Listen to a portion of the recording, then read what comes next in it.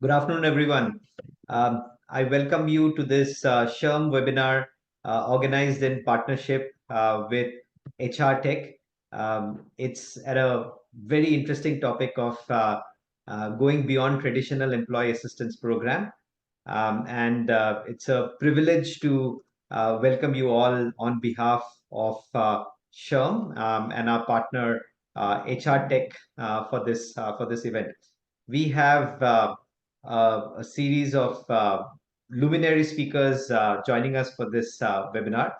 And we are going to focus on talking about how to build an employee assistance program which is beyond the usual traditional ways of looking at employee assistance, right?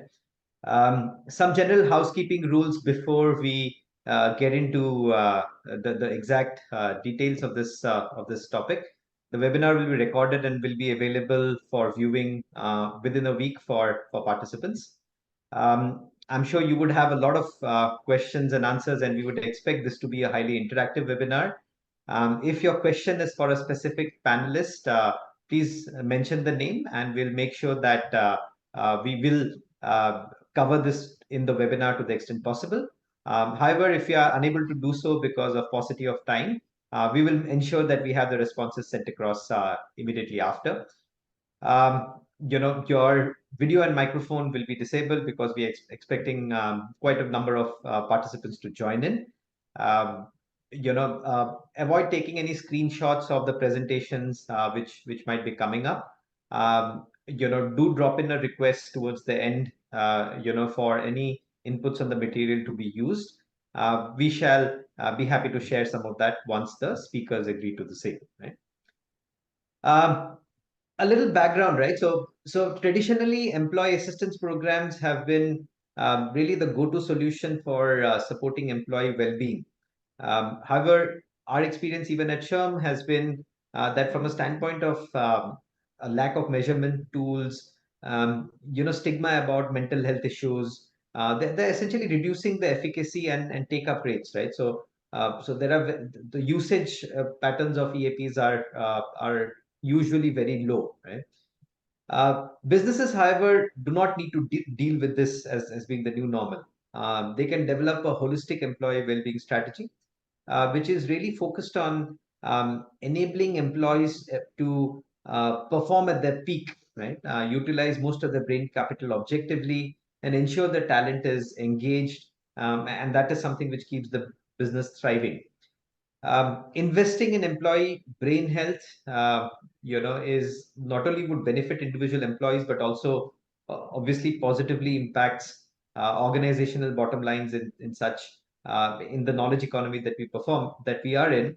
Uh, we would this would also go a long way in ensuring that employees do not burn out, right?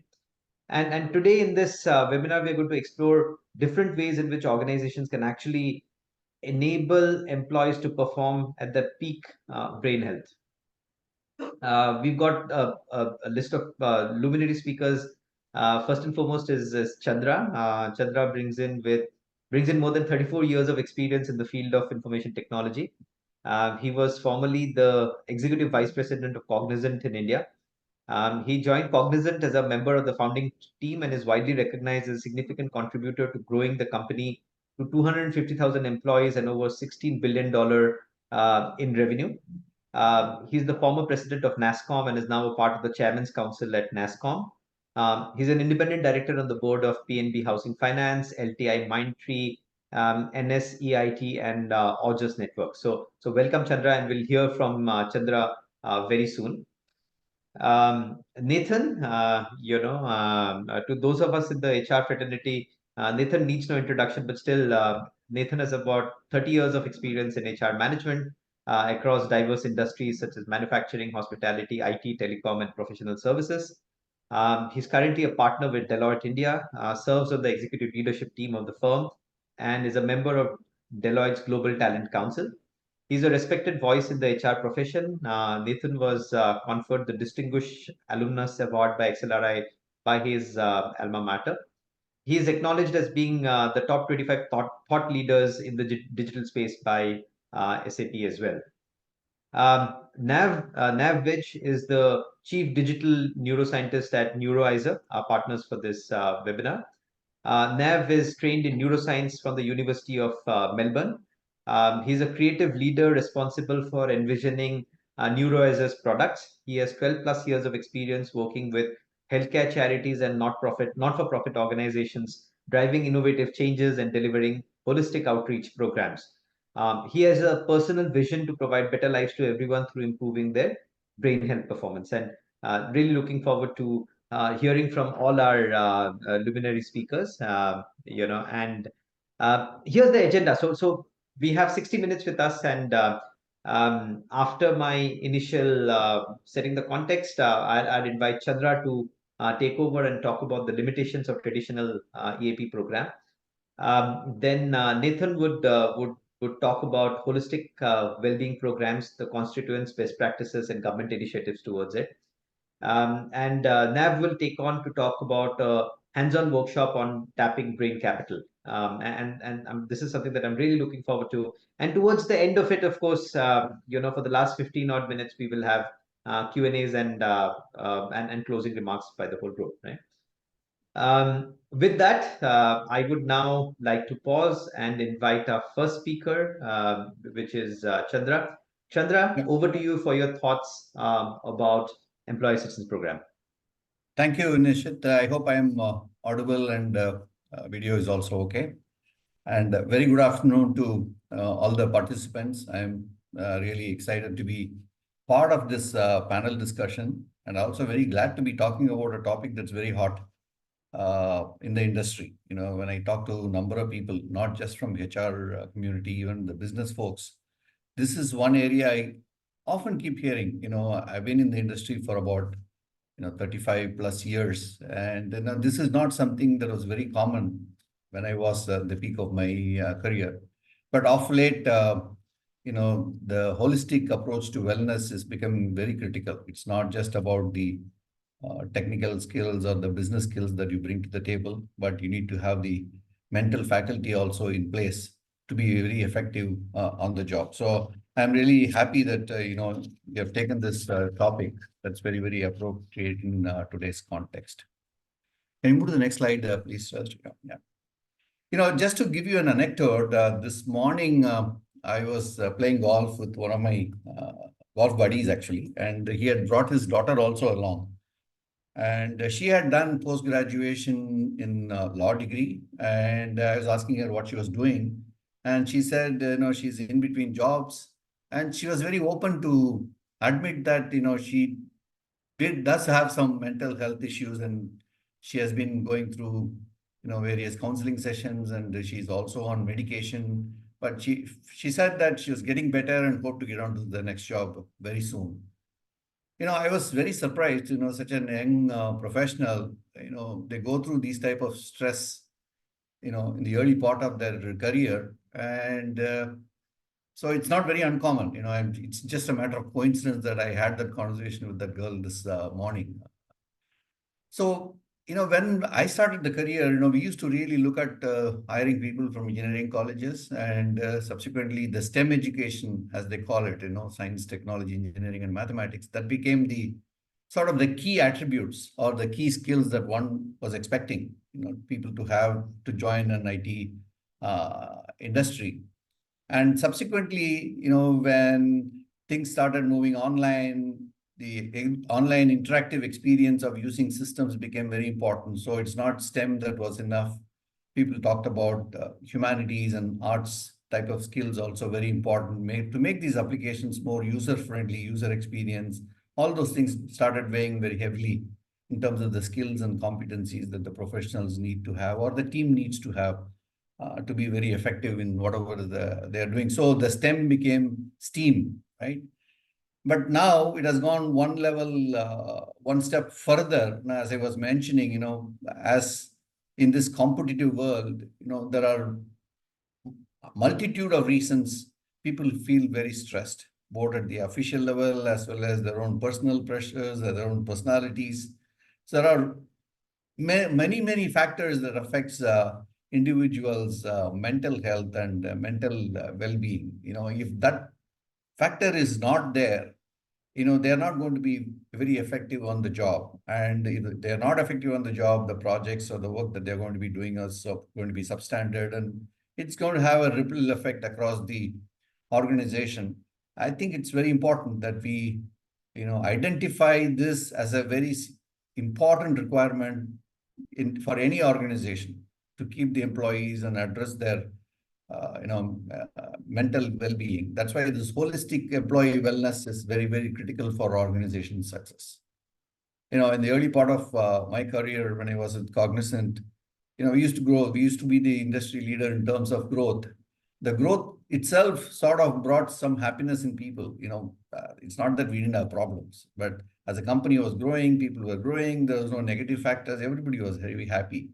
So what I'm saying is happy employees, happier teams, happier customers, very successful business. It seems very easy, but the same formula won't be possible in today's context, because there are a lot more external factors that come into play, which actually affects the employees' morale as they work in any organization.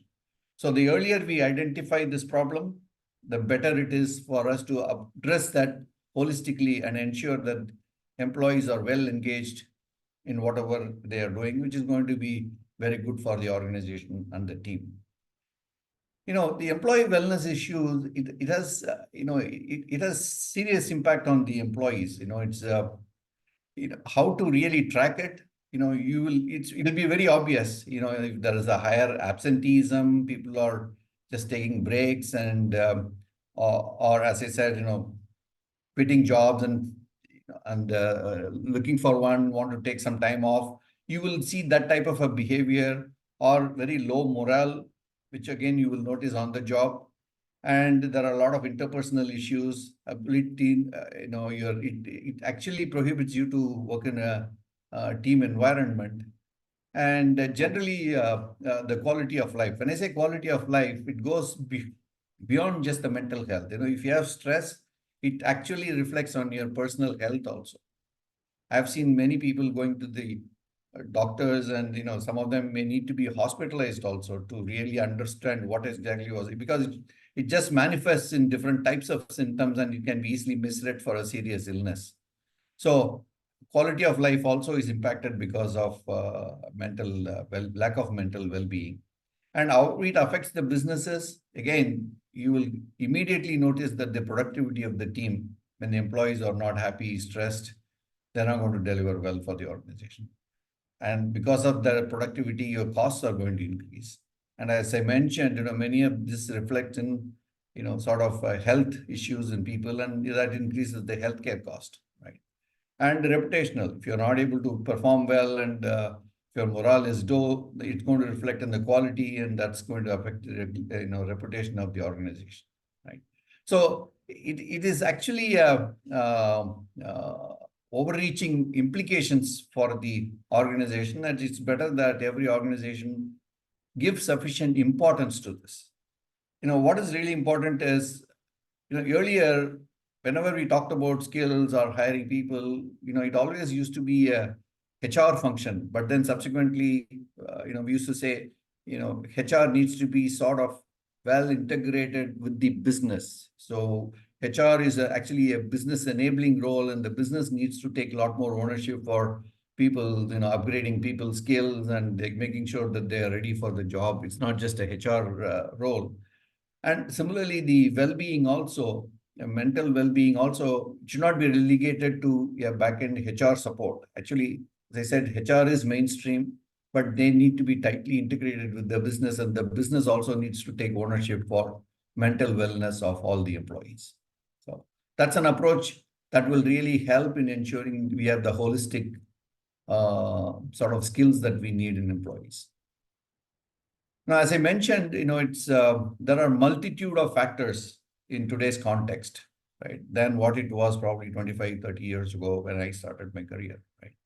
The macroeconomic factors, today what's happening in Ukraine war, it affects many people, right? It affects many organizations globally. Whenever there is a geopolitical issue in India, India, China, India, Japan, if customers used to ask, hey, is your thing stable? Should we move the job to some other location? So the macroeconomic factors, geopolitical issues, all have a bearing on the company's performance. And if the company is struggling because of the macroeconomic environment, it actually will reflect on the team's morale and the employees' morale. So similarly, people are now talking about possible recession. We don't know whether it's going to happen or not. But when the recession hits, then there will definitely be a talk of layoff. And again, everybody will feel very insecure. Change of demographics, a lot of youngsters, the demographic dividend, as people say, is the best position for India right now, because a lot of young people in the working population. But that actually puts a lot of pressure on some of the senior people, right? Because there's new age people coming into the workforce, and people who have experience, they also need to perform well. Otherwise, they will be displaced by the younger folks coming into. So the demographics also can be an advantage, but if not addressed well, it can be a disadvantage also for some of the people. And technology disruptions. If you are in the IT industry, this is a real thing. Earlier it used to be every 18 months or 2 years. Now every 6 months you come across a new technology, and people need to have proficiency in those technologies. So there's a constant learning that puts enormous pressure on individuals. Otherwise, you will become redundant. So that's a factor that's very important. Geopolitical issues I talked about. And medical quarantine. We all went through what happened during COVID time. It was a very, very stressful period. Then these are macro factors, and then are organizational factors, right? If the employees are not clear what is the vision, mission of the organization, and if that is not spread across the organization, then they are not going to relate why they exist as part of that organization, right? And remote work, again, because you're not working in a team, you feel very, very isolated. That causes a lot of uneasiness amongst your people. And if the company is not doing well, again, you feel insecure. Toxic work culture. If your boss is not good, that adds to the pressure. Job insecurity, I can go on and on. There are a number of factors, organizational specific factors, that also affects the mental well-being of individuals. And when it comes to individuals, this is very important.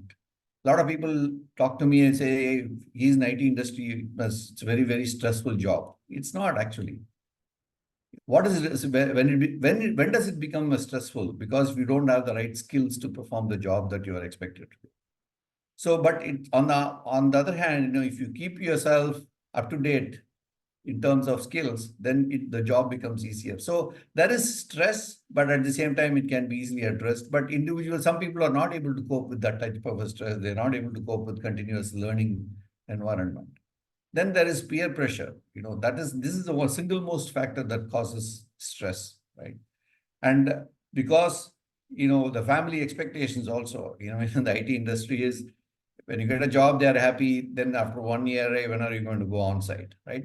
So many pressures that come in, right? And then after some time you get married, then that sets some more expectations.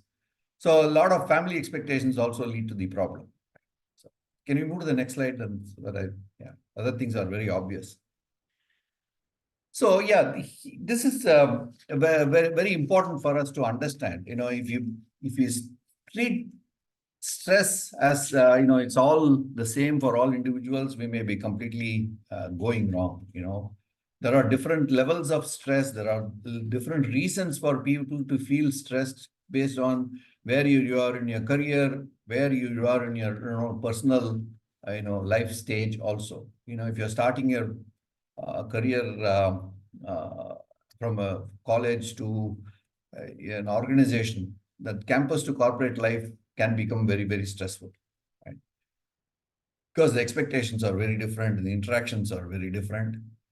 And again, we have seen this time and again, once in a few years, right? Employment uncertainties. All the companies go and hire when they are in the early part of their 4th year, and then come a recession, they defer the joining dates. Then the uncertainty sets in. You don't know when you're going to be called to join the organization.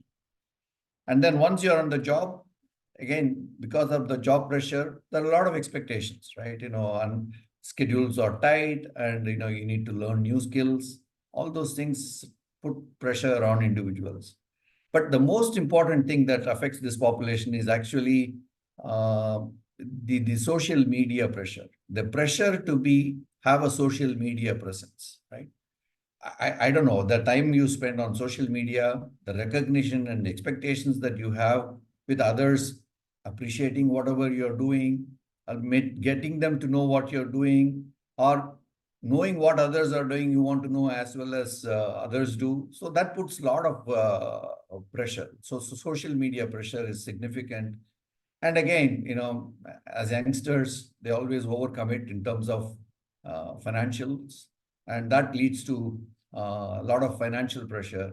And if you're in the midterm career, again, lack of growth. If you don't keep your skill, if you don't have the skills up to date, or if you don't learn newer things, it can lead to lack of growth, and that can lead to stress, work-life balance, and family pressure. This is a time you're starting your family, and that adds to tremendous pressure on how well manage your personal affairs. And the last one is the most important thing. How do you stay relevant in the fast changing world? If people are not doing that properly, it will be very, very, very stressful, and then they can become redundant very soon. And at the senior level, it is the age itself will become a factor. Now I'm on board of few companies. We say if you want to hire a CXO level person, you better look for somebody below 50. If you are above 50 and if you haven't achieved certain things in your life, it's going to be very difficult for you to switch jobs, right? So retirement anxiety, age-related anxiety, lack of better prospects would lead to a lot of stress. And then that will actually lead to a lot of financial and health issues. So how do we address the wellness issues? As I said earlier, it is the strong commitment or top down. It's not just about one level in the organization. It has to be right from the top. The organization's mission and vision and everything will have to be communicated down to the last employee in the organization, and they need to be very well aligned. And the organization also needs to be committed to ensuring that the work environment is conducive for everybody to be very effective on the job. So that includes the wellness issues also. And you need to have a well-defined policy. It's not just about performance management, performance standards, right? But you need to have policy regarding wellness also, mental wellness. And you need to have, just as you have, performance management systems and things like that, you need to have a continuous assessment and developing awareness about mental health issues in your organization, because that you can easily address. And if there are issues, you can easily fix them too. And from time to time, you need to really provide education and orientation to people so that they also have realistic expectations that will avoid getting into stress. And I'll skip a couple of them because they are quite self-explanatory. Later on, Nav is going to be talking about some of the technology and tools that are available to help the organization assess the mental wellness of employees in the organizations. There are a number of chatbots and conversational artificial intelligence based tools that really helps employees to identify some of the problems. Wearables are there, just as you have Apple iPhone or other smart watches telling you about your physical activities.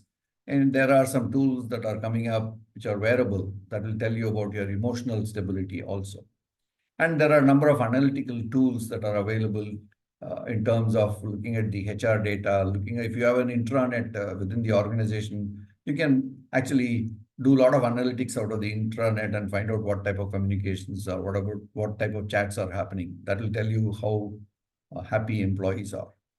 And I think Nav will talk a lot about Neurovisor, which is actually a very advanced tool to assess the mental wellness of employees in the organization.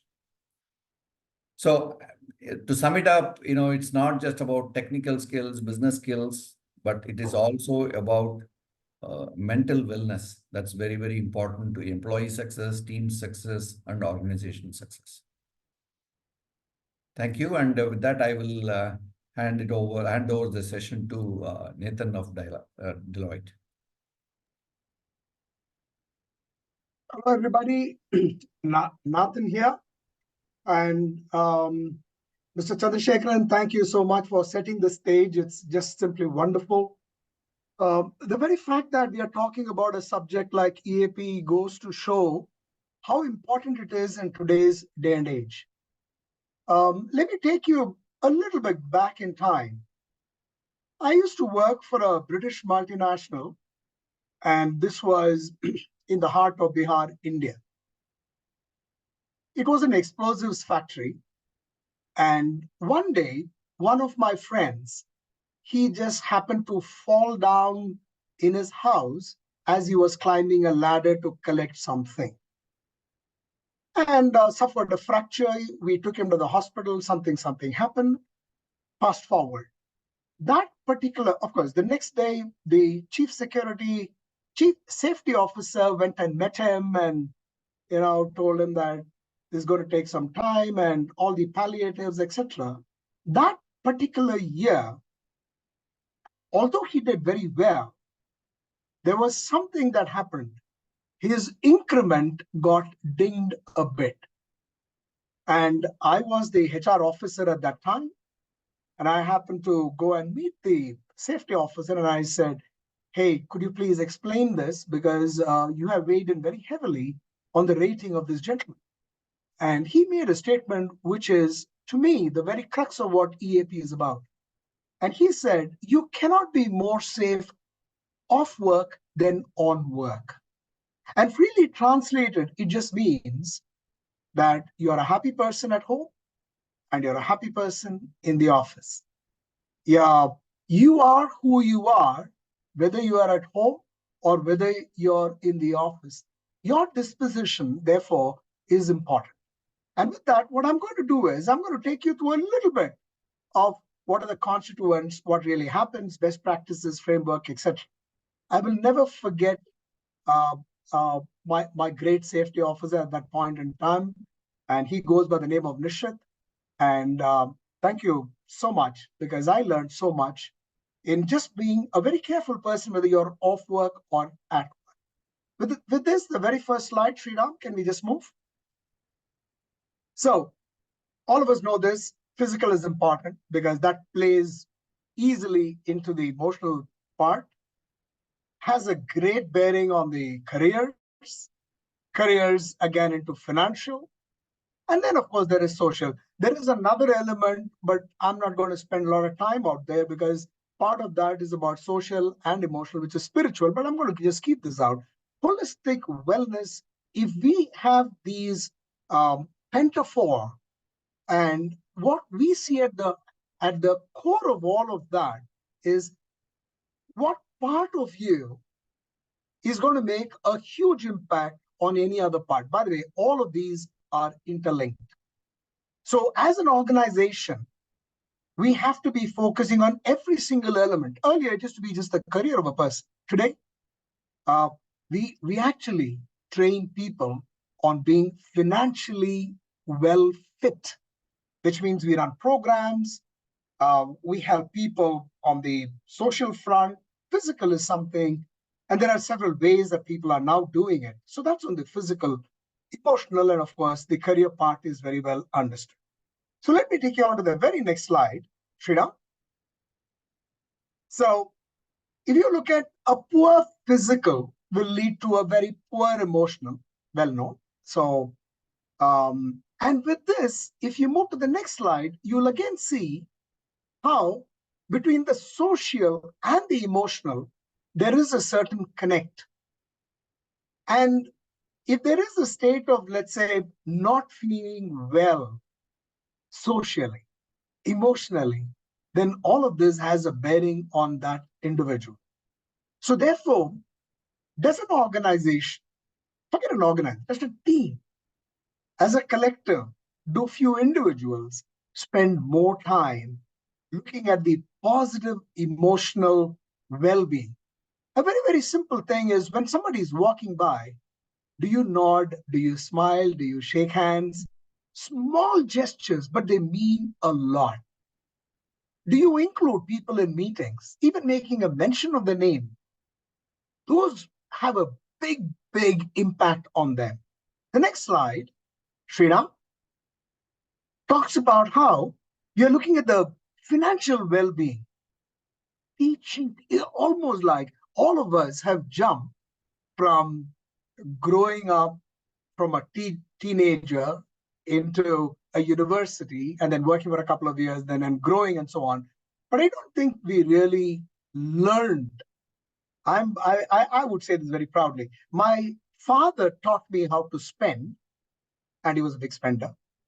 My mother taught me how to save. So on an average, I'm fine. But I do know why it is important to be financially prudent. Because right through, is there a way that we can get, because if you are going to be spending beyond means, then it has a direct impact on your emotional well-being. And emotional well-being, if a person is really depressed or does not feel up to it, then they're more likely to sit in a corner or just binge watch. Therefore, it has an effect on the physical part. So organizations, and I can say this at least for Deloitte, we spend a lot of time looking at the financial well-being of people. We have a lot of advisors who come in and spend time with our people. And we have found women folk are a lot more interested in the financial well-being of themselves than even the men folk. This is some research that we had done by the way. The next slide, please, Srinath.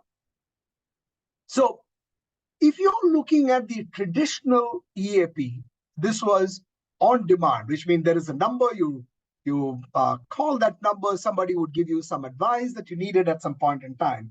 But this was seen more as a correctional effort.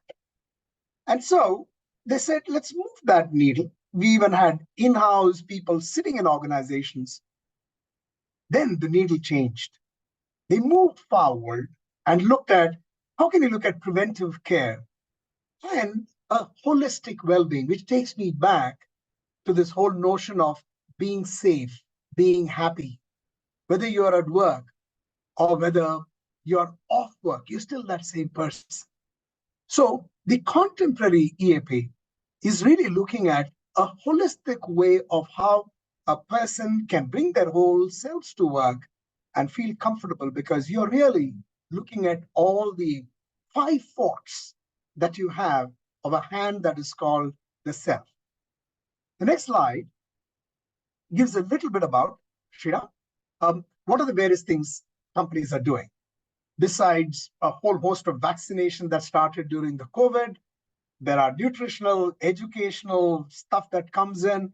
But by the way, there are organizations which actually bring people, hold teams together, and they would do cooking of some sort, and also letting people know what's the healthy Mediterranean kind of food. And of course, I'm not saying that that is the only way of doing it, but in a way, what is healthy eating? And then you had emotional well-being initiatives. We're looking at self-anxiety programs that got introduced. There were the quiet spaces that also got introduced. We even had some bunk beds in some places. If people wanted to rest, there is a prayer room of sorts. And you also had options for people going in for in-person counseling. You put all of this in the mix, and Mr. Chandrasekharan also spoke about wearables. And today, yes, it's very popular. Our organization at Deloitte, and by the way, I was the CHRO of Deloitte for about 19 good years. And several programs got initiated, and I've seen it move over a period of time from looking at 1 or 2 initiatives which says, okay, let's have a telephone call and this is a free number, to getting on to looking at what's a holistic way of looking at a person. The last slide, Sriram, really talks about if you're going to be putting this whole framework in place, discover. What are the opportunities that you have? What are the techniques that you're going to bring in? How do you develop that? And how do you deliver? So if you're really looking at a framework, start with what do you need? determine what are the elements that you have. How do you really develop all of this? How do you develop? And of course, this is a virtuous cycle, which means again, you go back and discover, and then you determine, develop, and develop. So on this note, all I'll say is, as responsible HR professionals, leaders, practitioners, people who are in the business, leading businesses, we have a role. Charity begins at home. Let us be unto ourselves holistic people. Back to you, Sriram. Thank you.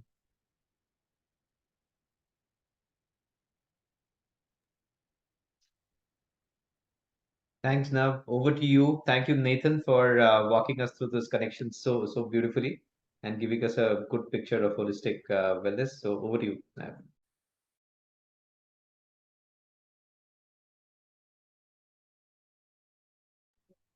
Nav, you're speaking on mute. Oops, sorry, my bad. Just wanted to say good afternoon to everyone. I'm very happy and very honored to be here, especially among such wonderful and esteemed speakers. I loved everything that Chandra and Nathan had shared with us, and I'll try to dive a little bit into some of those sharings as well. So I'm Nev. I'm the Chief Digital Neuroscientist at Neurowiser, and I'll be talking to us today about brain capital. What does it mean? And some practical tools and technology that we can possibly use to help improve how we observe EAP and what the contemporary EAP will look like. So just to share a little bit about what we do at Neurowiser, we are a Singapore-based brain health company. So we focus on clinical neuroscience. We build tools based on the fundamentals of deep neuroscience. And we do this to allow everyone of any age to have healthier brains, because that is one of the biggest factors in living happier lives. And I think some of our speakers had alluded to that earlier.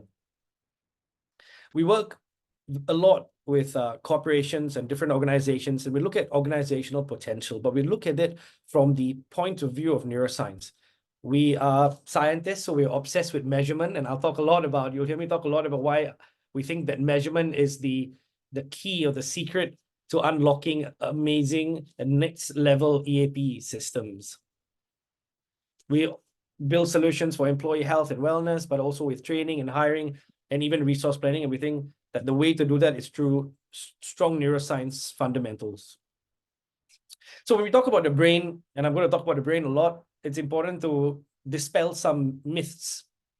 When I meet a lot of employees, when I meet a lot of people across different organizations, even in different industries, I always hear that, the brain is important for thinking or memorizing. That's why the brain is important. And when I ask about mental health, people feel, oh, mental health is in the heart, and it's not really in the brain. And so I want to dispel that myth from the start. Mental health lives very much in your brain.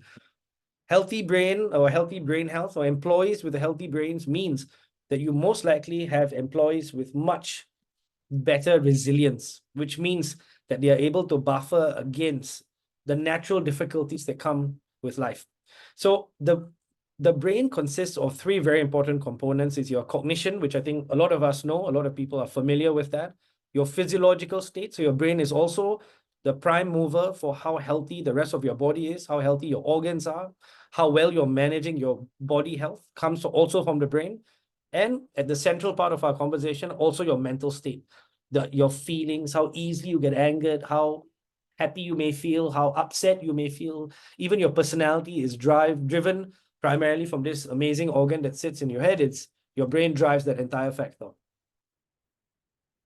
So maybe we can let's be a little bit more interactive for this last part of the session. I would love to hear. So there's a new term. It's called brain capital. I think it's the term for the next decade. It's really how we will look at how we engage our businesses, how we look at the currency of productivity, the currency of happiness. It all relates to this term called brain capital. So before I share more about what brain capital is, it'll be fantastic to hear what everyone thinks about brain capital. And you can put your remarks in the chat box, actually. I'll be happy to see that. I would love to hear and there's no wrong answer. It could be anything that you think. What do you think brain capital actually means when you hear this term? Great, we have some responses. Healthy mind, human assets, combination of knowledge and skills. Yeah, it's all perfect. I'm so happy. I think everyone here has done a lot of extra reading already. Investment in enhancing and developing the brain. Wonderful. This is exactly what brain capital is. It is the potential of the mind. We always ask, business leaders, and we say, you're running an amazing business, you're working in this industry, what's your most important asset? And a lot of people will say, our most important asset, and it will always be the same answer, will always have to be your people. So people are your most important assets. And for each person, everyone here on the call today, the most important asset that you have is actually your brain, your mind. How healthy and how sharp it is. How able are you to be resilient, to get up again from failure and rejection and difficulty and keep going on. So I've got some amazing answers here. Productive and complex capital stock, that's exactly it. So brain capital, if we were to really define it from an academic or from a scientific point of view, brain capital actually is, and let's look at the one in the middle here. Brain capital is broken up into brain skills, brain capital specifically, and also brain health. So brain capital is a combination of the brain skills and brain health. And these, we think, are the measures of success over the next decade, at least. If you have teams with a higher propensity or a bigger majority of employees that have better knowledge skills, are more creative at the work that they do, have optimal actual clinical brain health, healthier brains that they accumulate, experiences that they accumulate can be used to improve the quality of their work, it becomes a very powerful feature. So brain capital is the combination of the brain skill side of the processes, which means how creative you are, how able are you to regulate your emotion, how self-aware are you and others around you, how able are you to control yourself, how able are you to regulate not getting angry or being patient in a situation that might normally upset you. What is your level of cognition? Can you think sharply? Can you meander and solve problems in a quicker way? How creative are you at opening new markets? How agile are you at learning new technologies? Chandra raised a very good point about some of the difficulties people in middle management or senior management may experience where the world is moving so rapidly. Technology systems, just in COVID alone, everyone had to switch to Zoom. And many people struggle to suddenly have to download this new program, try and understand how to run a business when you're speaking to someone on a virtual and you're so used to face-to-face. So having good brain health and hence having good brain skills allows you to be adaptable. And this is a very powerful feature of a successful business as a whole, or even as a successful individual. And brain health naturally relates to your ability to exercise more, remain healthy. If you have a chronic disease, for example, like hypertension or diabetes, manage it in the best way. Don't let stress and difficulties in life create that imbalance in your health that affects your brain and ultimately affects all other processes that you use as a human being in your day-to-day world. Unfortunately, to say what we are seeing happening from a medical point of view, post-COVID, it's becoming a lot more serious. COVID has been shown to affect some portions of our brain. It can affect the cognition in the brain, which can then affect a lot of mental state issues. So we must be clear about this, even when we have EAP programs, to understand that there could be employees that may be experiencing issues cognition related. And some of this could be due to COVID as well. And I think it's an important point to raise, especially in a post-pandemic world that we live in today. But then there's always silver linings. There's some amazing things that have come out. And I'm sure, Nathan will know a lot more about this than me. And I always love to see this, the rise of the Chief Wellbeing Officer. What a fantastic role to sit in a business and really focus on the preventative and early side of care and support in improvement and maintenance of employees' brain health and mental health. So we talked a lot, I love that all the other slides have talked about all these different aspects. And we look at leadership and culture. We looked at proactive and we looked at reactive. And we know that the world we live in today, majority of systems that we have focus on a lot of reactive mechanism. Wow, Nathan, we have a Chief Happiness Officer. That's even better than a Chief Wellness Officer. We must chat about that one day. So when we look at the reactive systems that are happening, it's very passive. And sad to say, unfortunately, it's because of decades of reactive systems that we now have a taboo, especially in Asia, around EAP systems, around the utility of EAP systems, because it's reactive, which means that I have to have something wrong before I access these services. Imagine if that was the message for 30 years, 40 years, where if you use that tool, it is a definite understanding that something is wrong with you. Therefore, stigma, was developed. Therefore, it becomes taboo. Therefore, I will have to wait for something to be more serious before I take up some of these opportunities to improve myself. I meet employees a lot of the time in the clinics that we run, and we always ask them, the first question we say, why haven't you reached out sooner? Why haven't you asked for help a little bit sooner? And the usual answer is, I think other people are suffering more than me, and I know these tools are for people who are in a very bad state. And so now I think if I don't get help like this, then I'm going to have a nervous breakdown. So now I'm at this point where I'm in the bucket, but I would have never done this 1 year ago. So people are not accessing these tools simply because they think that these tools are reactive and it doesn't serve their purpose. So moving to proactive tools, while the theory of it sounds great, there's a very strong practical notion about it. Because proactive tools, like going to the gym, is not frowned upon. It is a great thing to do. In fact, it is when we are healthy, we should strive to remain healthy or become healthier. It's not when we fall sick. So proactive tools are the way to go for contemporary EAP systems. It allows for open-minded culture, which means a higher adoptability and a higher sustainability of initiatives that are put in by a company. Resources become very holistic. They become helpful rather than a band-aid on a deep wound. Reactive systems put a band-aid. Doesn't do anything. It just looks like we are okay, but it doesn't help. So when we look at mental health and we look at EAP and we want to support businesses, again, to emphasize that there is a concept or a messaging that says this is a mental health problem. But in the proactive culture, when you use contemporary EAP systems and it's well thought out by businesses, it becomes mental wellness. It becomes to say, I'm going to give you a superpower. And this is a very strong mindset that improves adoptability. If you ask any employee and say, look, I have a tool, I have a method, I have a program that's going to give you super memory, they'll say, that's great, I want that. Or I'm going to make you super resilient. People will say, yes, that sounds great. No taboo. I'll be happy to adopt it. But if I give you a tool that says this is going to make you happy, but only when you're feeling sad, then people will say no, because they're going to label me like an upset person or a sad person. So it changes the entire messaging when we dispel this idea that EAP equals reactive. EAP means systems that help you remain in the state that you are, so that you are less likely to then fall into the lower end of the spectrum that you need, where you may need a lot more personalized support. When we look at the ROIs, and this is really important for any business to understand, we talked about proactive, we talked about reactive, but there's one stage before proactive, and we call it early or we call it preventative. And we love this term, preventative health. I think we have someone who's raised their hand. Akash, actually, if you put your message in the question in the chat, I'll be very happy to answer it.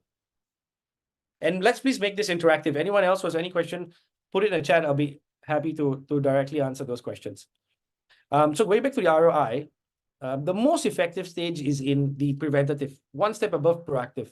It is when two hands has to clap, when employees understand that there is no stigma, because these are tools to superpower you, to turbocharge you. And organizations create the culture of openness. They use digital and very scalable tools of engagement so that they can amplify that level of success. Managers need to be trained, because you need to have two hands to clap. You need employees to know they can access those tools, but you need managers to support and endorse the utility of these tools as well. In doing so, research has shown us that it's an 8-to-1 ROI. That's a very high ROI when you look at the ability to improve employees' lives. So maybe again we can do a chatbot question and answer. What are other harmful ways or harmful methods that are reactive within companies in terms of well-being initiatives?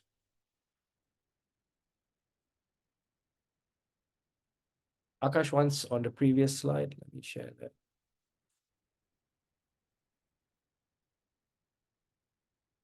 I think you're talking about this slide, Akash.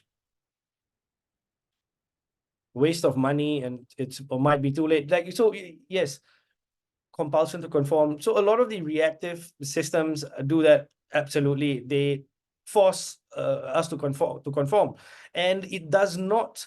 And most businesses are very interested to try and support their individuals. They just are tools that are out there that unfortunately spell more in the reactive world.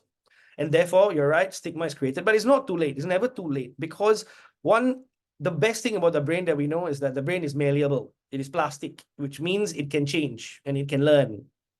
It can refresh, build new neural circuits, and have a company redesign an entire way they look at turbocharging their employees' lives. Even the terminology of it is the first step at trying to create sustainability in employee assistance.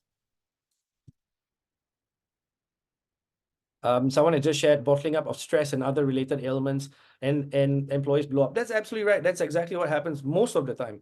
Because I refuse, number one, first, I may not even know that my company has resources to help me. Second, I am not going, if it's going to be too obvious, I'm not going to access those resources, and you keep it bottled up. And it's very unfortunate, I can tell you that a lot of times, and it's similar to what Nathan had shared with us, a lot of times when you bottle this up and it becomes, you know, steam that's building inside you, the people that suffer that wrath is not every time your employees. A lot of times it's your people you love, it's your close ones. You break down your relationships, friendships. It's difficult at home. You may shout at your kids when you didn't mean to. And it's because you are keeping those emotions bottled up. You're not having those discussions at a time when you're still able to be resilient. Akash, sorry, to your question, is this legally allowed? No restrictions or limitations? What restrictions or limitations are you pointing out?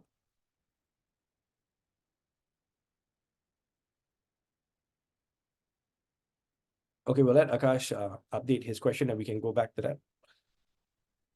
So this is an interesting side, because what's important to know is that employees move back and forth in this spectrum towards the medical side, which means, you know, psychological counseling help. Some employees could be diagnosed with early onset mental disorders, but a lot of employees are in the wellness state.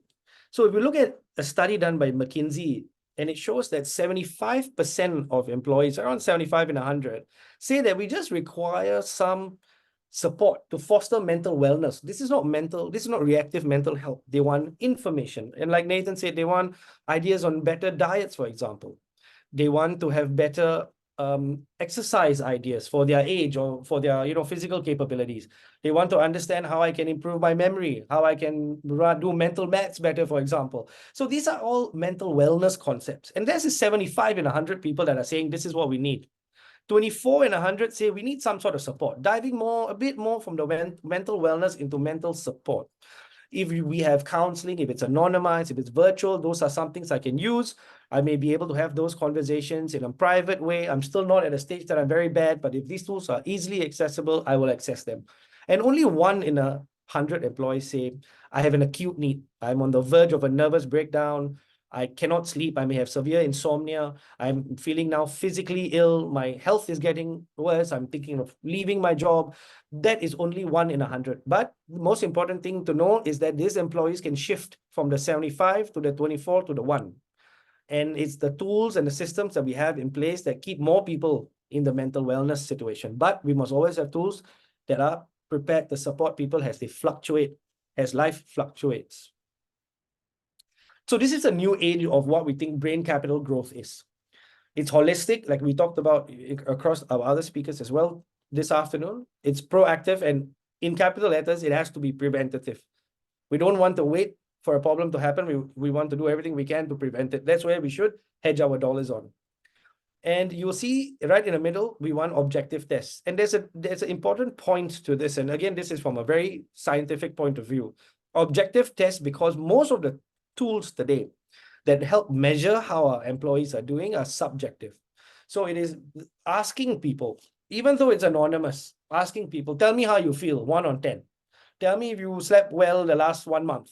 So the onus is, that means we are assuming that people are so aware and very literate of their feelings that they can explain to you on a scale from 1 to 10 how they are feeling. In fact, these tests should be objective, no ground of error, no subjective inaccuracies. And this gives the cleanest, most accurate report to companies and organizations as they implement initiatives. We want them to test the value of these initiatives. Are these wonderful initiatives working in the last 3 months? Shall we change them up a little bit? So this helps to measure the impact on the business. And these are all the ingredients to improve brain capital. It will create lesser stigma and improve adoption. And it will allow longitudinal tracking, which means that we can observe the improvement over every quarter, for example. And these 6 things become, we would say, the biggest pillars to contemporary EAP systems or turbocharging your employees. So another poll question, and you can put down on the chat if there are any things that that you think your business is doing or you are doing yourself with what we have put in the last slide. Do you feel that there are high adoption rates? Do you find that there are objective tests that help measure impact on the business and on the employee? Is brain health something that even is discussed? It's rare. I'll be surprised, but I'll be happy to see if there's any thoughts from anyone.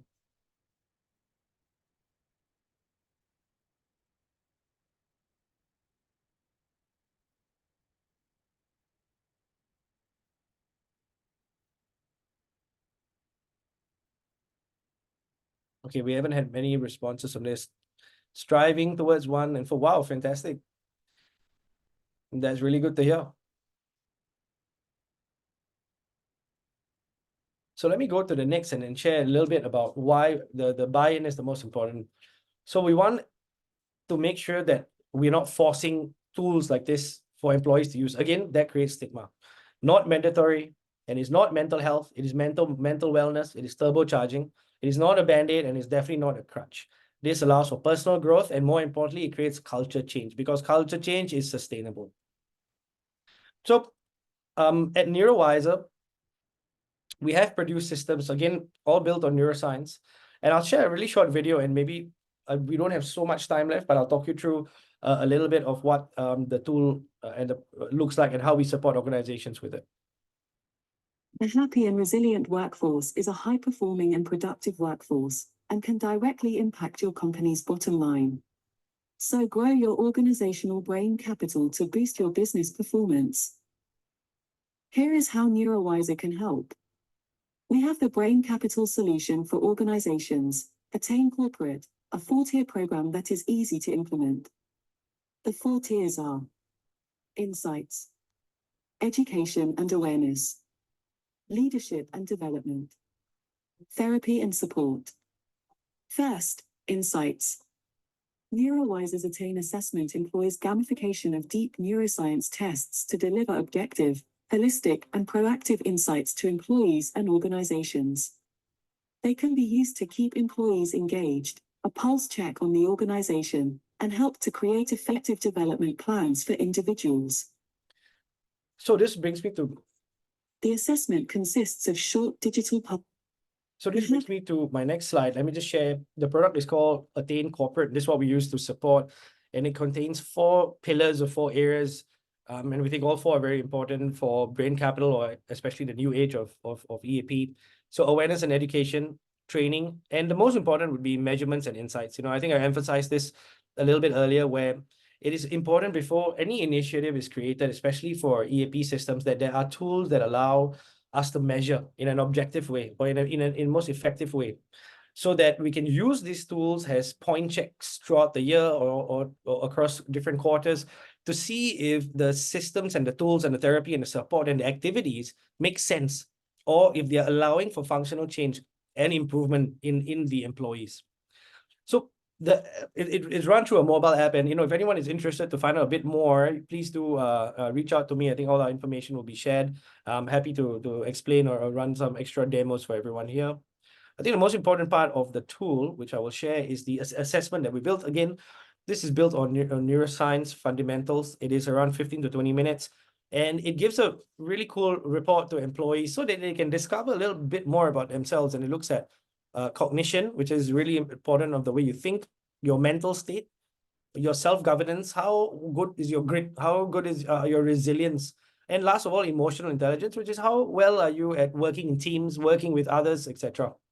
And I'll share some of the things that I get asked when I work with HR leaders and other business leaders.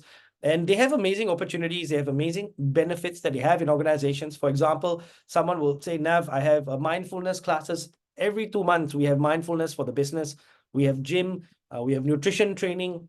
And, we'll do a test like this. And, what we still only get 5 people or 20 people that will go for mindfulness. And the big problem is, again, one of it is taboo. But the problem is the people that need the mindfulness training are not going for the mindfulness training. And the reason is because they don't know. the tool like this or a test like this is meant to help an employee dive and understand and say, look, as part of growing my emotional intelligence, which should be a nice plan for me to do over the next 6 months, a part of that is maybe going for mindfulness training. And lo and behold, my company has mindfulness classes. I've never gone before because I didn't know that that's a part of growing this part of my brain capital. And so the only people that are going diligently for some of these tools or using some of these tools are the people that may not actually need it. It's like the very fit people only go to the gym. And so that becomes an issue. Sorry, Nishit, are we over time? Yes, we are over time. Okay, I will stop here and we can have Q&A. Fantastic. I'll request all panelists to quickly come over on video for a quick Q&A. Thank you, participants. There have been some amazing questions that have come up on the chat. Given the paucity of time, I may not have a chance to address all of them, but I'll quickly consolidate. And there are two questions, and I would like both Chandra and Nathan as well as Nav to weigh in, and any one of you can have a go on this one. Quick 30-second sort of answers. So first one is around, organizations feel that they're doing a lot for employee wellness, but employees don't feel so. They feel that not enough is being done. How do you address this gap?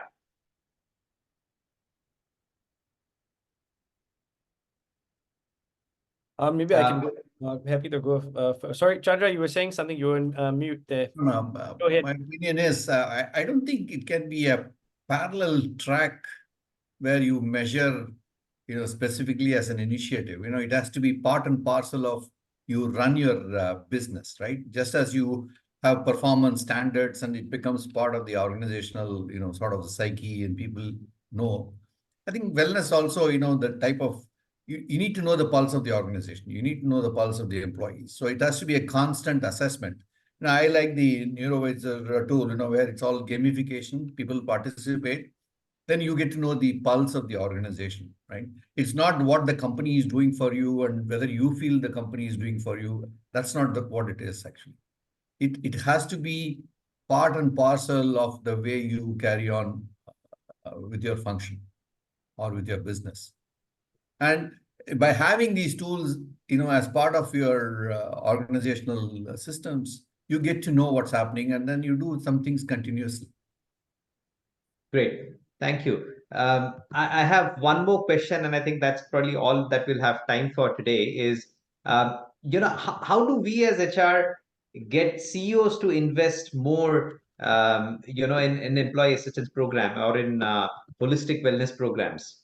So Nishit, I can go here. So Go ahead. one of the things that we did was all messages to employees about anything about wellness, anything, that message came in only from the CEO. We encouraged our CEO to speak about what he does. And our chairperson, we ask her as to what she does. So when it is seen that people at the very top are also speaking about what they do, they also, by the way, speak about their vulnerabilities. They also speak about what really happens to them at times. And in this soft spot of vulnerability comes in and saying, okay, this is all kind of level. And if it can happen to them, it can happen to me. And I think I could safely reach out to somebody. And there's always a question that is being asked. Hey, are we aware of what is happening around us, including what is happening to ourselves? And what are we doing about it? So that's one quick way of addressing it. All of 30 seconds, back to you. Thanks, Nathan. Nav, any closing words? 30 seconds. No, I just want to say I really love the thoughts and comments from everyone on the call, especially Chandra and Nathan from you. I thought it was fantastic. I think in terms of parting words, I would love if we follow this track and this train and we think about creating systems that are proactive, but I think most importantly that are sustainable within the businesses that allows for a longer culture change. Absolutely. With those words, I realize we are over time. Thank you, participants. Thank you, panelists. One of the clear messaging that I'm taking away from this is, look, organizations which run wellness programs, you better run it as a business in itself, right? I mean, the CEO should be leading it. There should be a clear direction and a goal. and people should be top on top in terms of the numbers, the metrics, utilization, so on and so forth. So that's what we've seen leading organizations do. Thank you, Nav, Nathan, Chandra. Come in and share your perspectives about what is it that can be done to make some of these programs so much more successful. It's so crucial to utilize and make everyone feel a sense of belonging within the organization and enable them to work to that optimum by utilizing their brain capital and also ensuring optimal optimal and holistic wellness. Once again, HR Tech as partners, thank you so very much for being a part of this. I would like to quickly, bring up on screen this particular QR code, which can actually be downloaded by all the participants, to give feedback about this particular event, as well as to post any further questions if there may be. We'd be very happy to be in touch with you and get back with our responses, or our partners will get back to you as well with any queries that you may have. If there are any specific speaker presentation or material that you might be looking for, feel free to put in that in this QR code as being a request. We shall be very happy to get back to you with the same. While you do that, I would like to once again take this opportunity to thank Chandra, Nav, as well as Nathan. And Nathan, sir, it's your birthday. I just got to know that over the chat. Thank you so very much for sharing this special day with us and making it extra special for all close to 200 participants who were there on this chat. Happy birthday from all of us. With that, thank you very much once again, everyone, for being a part of this. Thank you. Thank you, and thank you for a Happy very birthday, special Nathan. day, Happy because birthday. this Thank is a you. nice present in itself. Thank you very much. Thank you. you. Bye, Chandra. Bye, Nishit. Bye. See you Bye. now. Bye, everyone. See you, everyone. Thank you very much. Bye. Thank you.